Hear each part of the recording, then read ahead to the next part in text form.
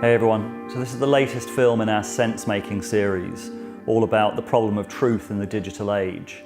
So if the last couple of films were about the failure of the traditional media, this is about the alternative media, the hopes and the failure conditions of that.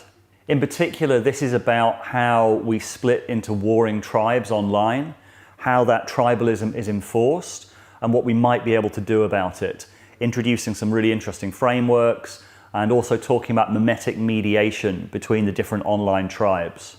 And it's also about where some really important things seem to be shifting on the front lines of the culture war. And the biggest frame, as I think I've said before, is that I feel that we're in this interregnum period between two worlds. We're seeing the accelerated collapse of the existing structures, particularly the sense-making structures, but we don't yet have a decentralized networked solution to the problem of truth. You could imagine that we might have one, but right now we're in this kind of no man's land. And if the previous films were really about the problems and the ongoing accelerated collapse of the traditional media, this is what are the failure conditions of the alternative media, and is there anything that we might be able to do about it? And hopefully there's a few signs of hope in this film. So the first couple of films really looked at the crisis in journalism, how it was increasingly being replaced with activism and ideological conformity. So this is going to look much more closely at the alternative media, at the online media, and in a way the problem is worse there because most online sites don't even really aim for balance. They don't really aim for showing both sides of the story.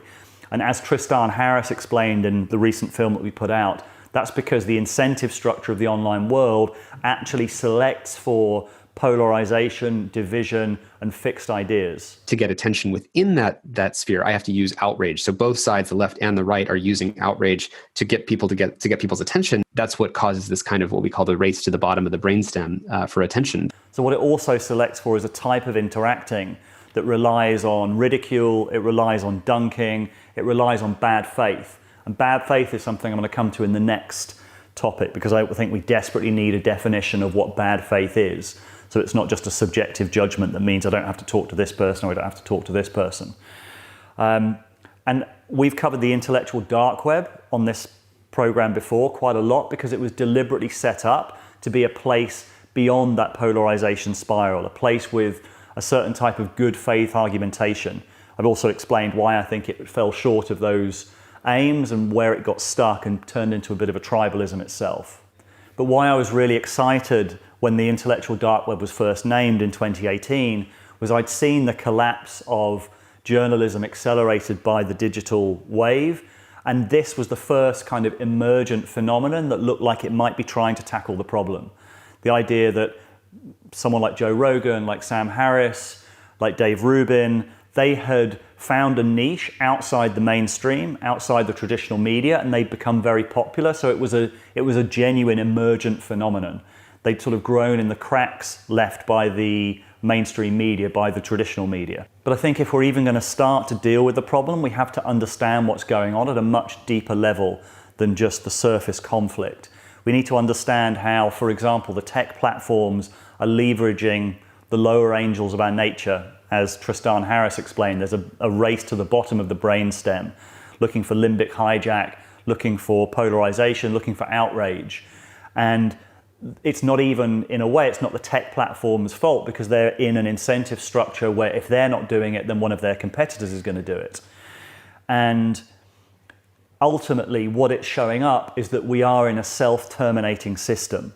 The underlying dynamics that are leading to the self-termination that people feel and sense right now are not different in kind than the ones that we've been facing since the beginning of what we call civilization. They're different in magnitude and in the speed of process, factoring the exponential curves involved. That the tech platforms are just magnifying a really deep flaw with the source code of society. Rival risk dynamics multiplied by exponential tech self-terminate. Exponential tech is inexorable. We cannot put it away. So we either figure out anti-rivalry or we go extinct. The human experiment comes to a completion. That's the core thing. Figuring out anti-rivalry is a psycho-spiritual process inside of ourselves. Can we actually even get along with our family members? Can we pay attention to our emotions and triggers that hijack us from sovereignty? Because the moment I'm getting pissed and my value system is not to be an angry person, I'm actually hijacked. right? Can I pay attention to that and actually have some sovereignty over my own inner state and how I show up in the world? And I think the really key piece to understand what's going on is Venkatesh Rao's The Internet of Beefs, where he describes how the incentive structure of social media has created a toxic landscape that is not only allowing bad behavior, but actively rewarding bad behavior.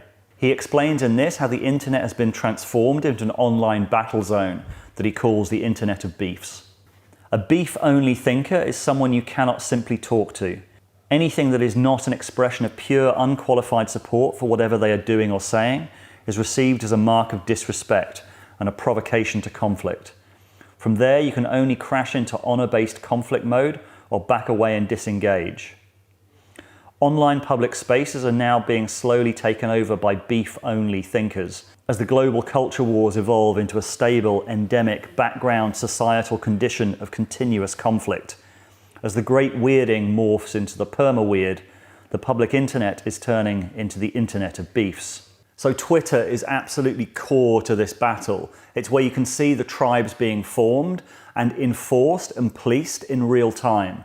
And it has a huge effect on the stories that are being covered by the traditional media, as Barry Weiss said in her resignation letter.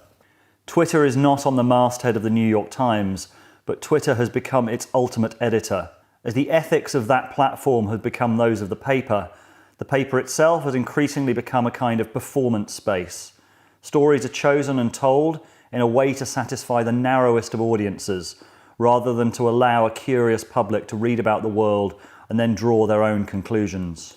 So another really essential framework is by Peter Limberg and Connor Barnes in their Culture War 2.0 paper, where they introduced the concept of mimetic tribes and listed a lot of the different mimetic tribes. Mimetic tribes, you're probably familiar with some of the names that are active in the culture war, whether they be the social justice activists, Black Lives Matters, Me Too, alt-right, manosphere.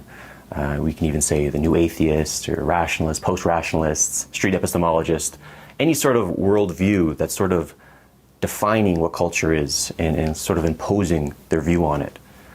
And we created this spreadsheet where we had a taxonomy, this meta taxonomy that had telos, their main purpose, what's their goal, existential threat, what are they most worried about, mental models, how they view the world, their sacred values, what do they view most important that if you transgress it, you'll trigger them. And I think, a trigger warning applies to all mimetic tribes, all sort of worldviews. And the idea is that these mimetic tribes are all combating with each other, and all these odd alliances are forming. And the overall theme of the piece was that the old culture war, which could easily be split into left and right, was now fragmenting into a multipolar war. And I think you can see that a lot of the most intense conflicts are between people who are theoretically on the same side. The example of Barry Weiss at the New York Times being a perfect example. I mean, Barry Weiss was a liberal, would agree with most things that other people in the New York Times would agree with, but they were split on this central culture war issue of whether the woke left had gone too far or not.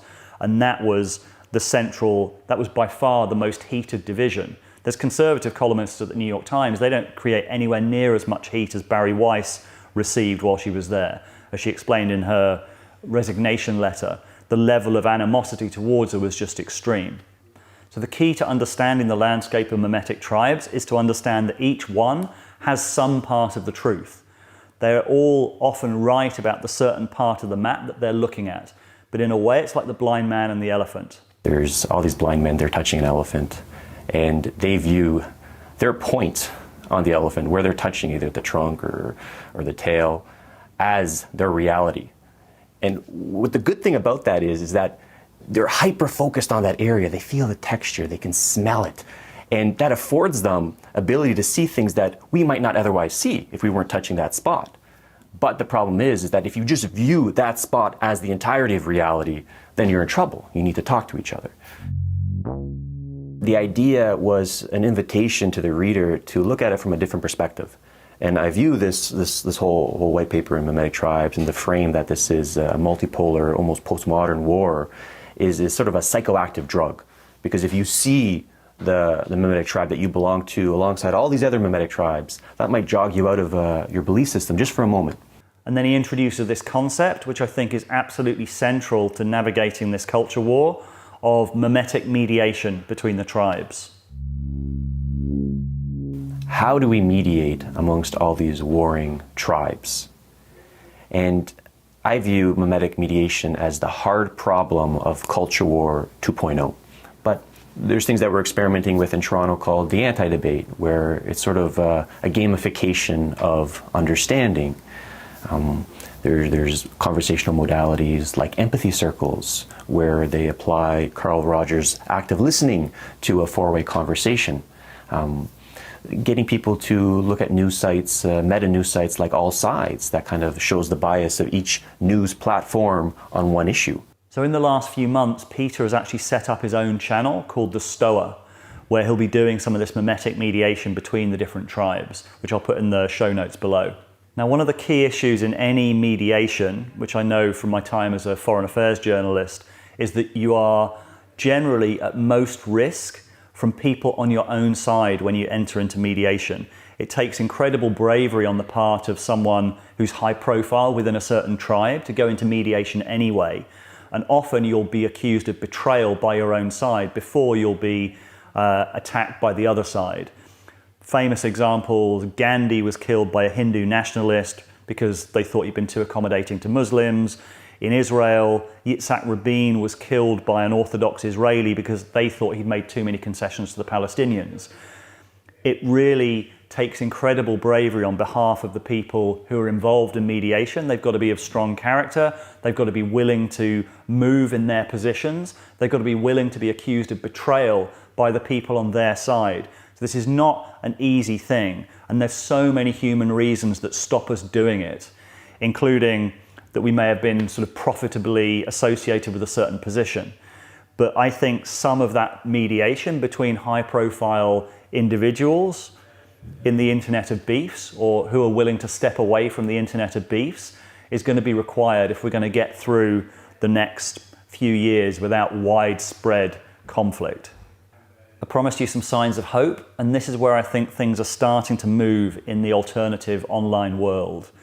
Matt Taibbi, who I referenced before, he wrote the piece where he talked about 8 different revolts in different newsrooms around the US.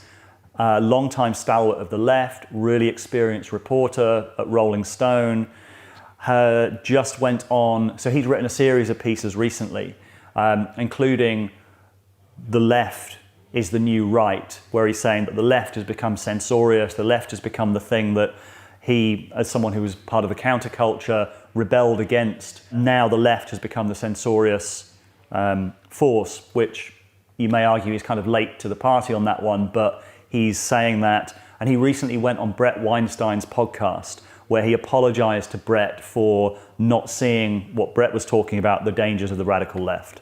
I have the distinct pleasure of being here with Matt Taibbi, who is a reporter for Rolling Stone and Substack. Many of you will know him. For those who don't, you should definitely look into his writings. He has been utterly fantastic and consistent for decades on some of the most difficult topics that there are to report on. I would say he is a singular voice in journalism today. Welcome, Matt. Thank you so much for having me on, Brett. It's an honor. I'm not quite sure where to start, I have to tell you. 2020 is proving to be a remarkable year, and I think you and I are both seeing a disturbing and complex picture emerging, and I suppose the thing to do is just to figure out whether we can make any useful sense of it. Yeah, I mean, I think the first place for me that's interesting is I think a lot of us in journalism are coming around slowly to the fact that we missed some big stories that took place on campuses a few years ago. Yours, obviously the one in Yale, but really, we've heard from academics over the years about certain things that were going on, and I think the reflexive reaction among most people in the press, and most of us are kind of liberal leaning in our political orientation, was to say, okay, well, that's a right-wing talking point, and we're going to have trouble selling that story anyway if we try to do it, and so let's not even bother. And so there was a combination of not taking it seriously, and then there's a little bit of like cancel culture already working into the thought process with journalists, because we just knew that we couldn't get that past editors, right? But now, this has come into our business in a huge way, in particular in the last couple of months, as you know. So, people like me, I think, owe people like you an apology for coming around to this late, if anything. Yeah. Well, I have a rule of thumb when it comes to such things, which is I welcome anybody without the need for an apology who recognizes that they got it wrong and says so. My feeling is there's a point at which you didn't get it, and this is true for all of us, and then there's a point at which you do, and you didn't see it as close up as we did on campuses. But anyway, thank you for acknowledging that there was something to see and that it wasn't seen by you and others early enough. And as predicted, Matt Taibbi is now being attacked online by a lot of people who used to support him. There's a couple of really interesting tweets just a few hours ago by Glenn Greenwald, another high-profile left-wing journalist. Watching the in-group groupthink beehive swarming by every Twitter social climber and online warrior against Matt Taibbi is amazing to behold. He's the same journalist you have admired for 2 decades as he mercilessly exposed the corrupt financial system and war machine. He hasn't changed. What's changed is you, your utter inability to tolerate even slight deviations from whatever orthodoxies your group holds at that moment, all driven by social media, which converts every bit of dissent into an atrocity, betrayal, heresy, in-group treason. Now, Greenwald is the journalist who broke the Edward Snowden story and was a co-founder of The Intercept. Very controversial. Personally, I disagree with him about a lot of things, but he, like Matt Taibbi, is prepared to go against the crowd, to be disagreeable. And ironically, this was one of the supposed virtues of everyone in the initial intellectual dark web. What's going on is that when you ask any large collection of people to salute a nonsensical flag and pledge allegiance to it, and more or less everyone makes the calculation, I guess if this is going to get me through my day, I'll salute any flag. Then you've got the one gal or one guy who doesn't want to. Well, my observation is that that person is usually sitting on an entire mountain of interesting thoughts that they don't have the freedom to simply make a convenience readjustment.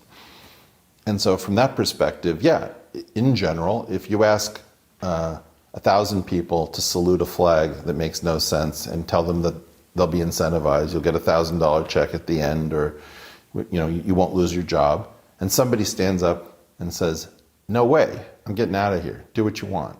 That person is usually much more interesting than just being a contrarian. That person is usually saying no because they've got an entire worldview that is built by hand and bespoke. And so that's why this method of finding people has been relatively fruitful. It's people who don't back down, usually don't back down for a reason, because there's every reason just to go along. And just a couple of days ago, Matt Iglesias, who's one of the founders of Vox, one of the most woke publications out there, recently signed the Harper's letter on free speech, and then was criticized publicly by one of Vox's employees, who claimed that the fact that he signed the letter was making her unsafe. Matt has just agreed to go on Eric Weinstein's podcast. So I think this is the most important front in the mimetic war that's being waged at the moment, and it's started to create a lot of very strange alliances. But as I've said about the intellectual dark web in the past, it's really important that it doesn't just become a reactionary force against the radical left, that it actually pushes forward to a vision and a new synthesis. And there was a really interesting article in Quillette recently about how it can't just be about rejecting wokeness. Those opposing it have to offer a much more compelling moral vision of the future. So the last framework I'm going to introduce and link to in the show notes is integral theory, which I've talked about before, Ken Wilber's integral theory, which is still, I think, the best overall framework for understanding what's going on. He wrote an amazing ebook after the Trump election called Trump and a Post-Truth World, how the leading edge of culture had become totally dysfunctional. So in a way, there'd been a Control-Alt-Delete to an earlier operating system of tribalism. And Integral is a really, really good map. It feels like a number of the thought leaders today, and whether that's in the crypto space and thinking about kind of decentralized organizations, or whether it's in existential risk, or even kind of in more sophisticated versions of personal development and leadership development, I have noticed that even without teasing it out or calling it out, it kind of bubbles up in conversations that a significant number of those folks took on and seriously considered integral frameworks at some point earlier in their life. Not to be taken too seriously, not to get lost in the map. As Jamie Wheel said in the film that we put out about the legacy of Integral, best to learn it and forget it. It basically was like crack for Asperger's kids. You know, the idea of getting a contact high from reading Ken's stuff and getting to see yourself on a map and position yourself up and away from, no matter what the disclaimers were, and there were plenty of disclaimers, the reality as that showed up in culture and in practice resulted in a bunch of dissociated eggheads masquerading as Jedi and thinking that they could solve the world from the position of a whiteboard. So in the Integral map, we've got different value systems given different colors.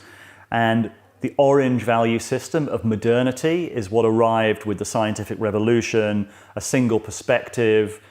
And green is what fully arrived in the 1960s, which is postmodernism, or multiple perspectives. And the positive side of that was that it introduced things that were not seen from the orange perspective. It introduced the voices of people who'd been shut out of the conversation. And that was a really positive development. But what happened with green and the danger of green and why it's become so toxic and effectively dysfunctional as a system was that it insisted that all there was multiple perspectives and that there was no truth. So it'll maintain, for example, that it is universally, undeniably true that there is no universal truth. It'll maintain that all knowledge is social construction. It's all an interpretation. It all depends upon which culture it's arising in. And yet everything that I just said that represents the green point of view, it maintains that its view is not culturally constructed. It's true for all people at all places at all time. It's not a matter of interpretation. It's got real truth. Nobody else has truth because objective truth doesn't exist. But that view itself is held to be objectively true by the postmodernists. So they do get caught up in this enormous kind of contradiction. So what Integral shows is that green has to integrate orange values to be healthy. And what it's actually been doing is attacking orange values. Green succeeded in the 60s because it rested on orange values. It fought for free speech. It insisted on the rights of everyone to be heard. And that's what actually allowed the green revolution in civil rights and different areas of the culture to succeed. But what's going on at the moment is that green is now attacking, denying, and shutting down free speech in too many different areas. And that's effectively like it's soaring off the branch that it's resting on, which is incredibly, incredibly dangerous. We're seeing things like that playing out in the culture. For example, this tweet from the writer Charles Blow arguing that it's okay for workplaces to fire employees for their views, which only works if you assume that your views are going to be dominant in the workplace and they're only going to be sacking reprehensible bigots. But it's also the same justification that would allow someone to be sacked for being homosexual or being sacked for their progressive views. So it's a completely short-sighted perspective. And we're seeing genuine liberals who went through the counterculture realizing this. I'm going to end with Matt Taibbi because he put out something absolutely hilarious the other day at the beginning of one of his podcasts on Rolling Stone. First of all, I just want to make an announcement. I made a terrible mistake, and I'm hoping somebody out there can help me. Robin DiAngelo is having an online seminar this weekend, and I planned to attend while on hallucinogens, and I bought all the drugs, but was too late in buying a ticket. So it's already closed. So if there's somebody out there who has a ticket to this July 18th, all day Robin DiAngelo seminar, and is willing to set, I mean, I'm willing to pay almost any price, frankly. So if you have a ticket to this thing and are willing to give it to me, I promise to eat a dangerous quantity of drugs and attend that seminar this weekend and then write about it later. Which, if anyone knows the Fear and Loathing in Las Vegas, Hunter S. Thompson was the heart of psychedelic culture, taking loads of drugs and going to the Republican convention in Las Vegas. So Matt is keeping alive the true values of the psychedelic counterculture, the irreverence and subversion, because he understands in a way that I think not enough people on the left have yet understood, that someone like Robin DiAngelo is Nurse Ratched from One Flew Over the Cuckoo's Nest. She's now the dominant force in the culture, a #1 bestseller, charging $12,000 for a corporate consulting gig, enforcing conformity and compliance. Thanks for watching. I'd love to get some suggestions for mimetic mediation. Who are the people that should be in dialogue with each other, that could be in dialogue with each other, that could see each other's point of view and could have a generative conversation? Because this is what we're going to come to later in the series, talking about what a generative conversation looks like.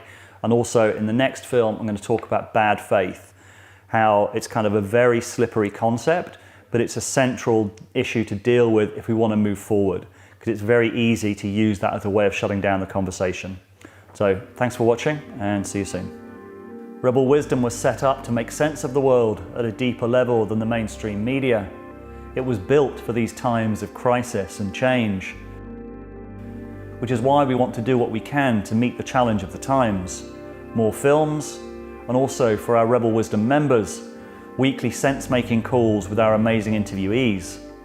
And also, we're introducing the Wisdom Gym, a place to practice some of the skills that we've talked about on the channel. Thanks for watching, and see you soon.